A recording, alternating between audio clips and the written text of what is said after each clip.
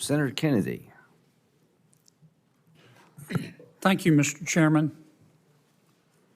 Mr. Vought, welcome. Thank you, Senator. In my judgment, I do not know a single person in Washington or outside Washington who knows more about the federal budget than you do. I used to read your suggestions during President Trump's first term, many of which Congress ignored. We shouldn't have. I am delighted that the president picked you. I have read that since 2019, the population of America has increased 2%, and our spending has increased 55%. Under President Biden, I wish him well. If we had discovered life on Mars, he would have sent it money. Is that sustainable? Senator, it's totally unsustainable, and the problem is that you go on these trajectories that we are currently on, and you don't know when you're going to get to the point of which you have some major problems as an economy and as a country, and we know that historically. I hope you'll start with the low-hanging fruit. There's a lot. When we sent out stimulus checks to save our economy, $1.6 billion went to dead people, and the checks were cashed, obviously fraud. OMB has estimated that in fiscal year 2023, we sent out $1.3 billion of checks to dead people, which were cashed, obviously fraud. When you die in America, your name is sent to the Social Security Administration. As you know, you become part of the master death file.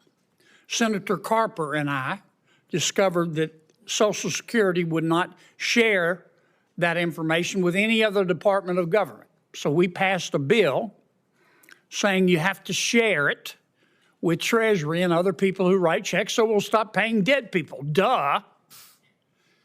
We got pushback, believe it or not, on the bill. We had to agree to a trial period, and that trial period ends in 2026. Will you help us make that program permanent so we can stop paying dead people? Yes, Senator.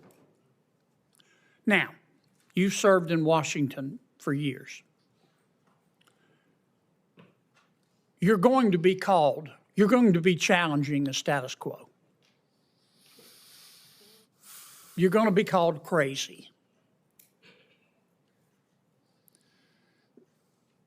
Many people also called Noah crazy. And then the rains came, and all the fact checkers died. You have to persevere. Now, I'm not asking you to get ahead of President Trump.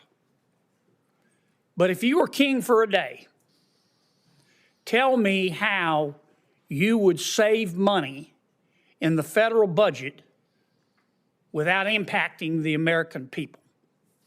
Thank you, Senator. I think it's the strategy that we had in the first term, which is to go really and take a very close look at the agencies that are spending and wasting money, and I believe weaponized at times against the American people. When they put a 77-year-old Navy veteran in jail, Joe Robertson, for 18 months for building 4 ponds on his ranch to be prepared for wildfires, that's the EPA.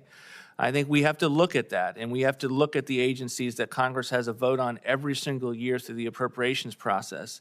And then I think we need to go after the mandatory programs that Senator Cornyn mentioned that are keeping people out of the workforce because they have become not just a social safety net, but they have become a benefit hammock, and increasingly so in the aftermath of COVID, as many of these policies were we're impacting people's decisions to go back into the workforce. And I believe, and because we produced budgets along these lines, you can get sizable levels of savings and reforms that can lead to a balanced budget and get us back headed in a fiscal trajectory, not only that we would all be proud of, but we could say, this is going to keep us from fiscal ruin. My time's expired. Ella Porter, do you have anything you'd like to add? Okay, now's your shot. Thank you, Mr. Vought, for your time. Thank you. Congratulations.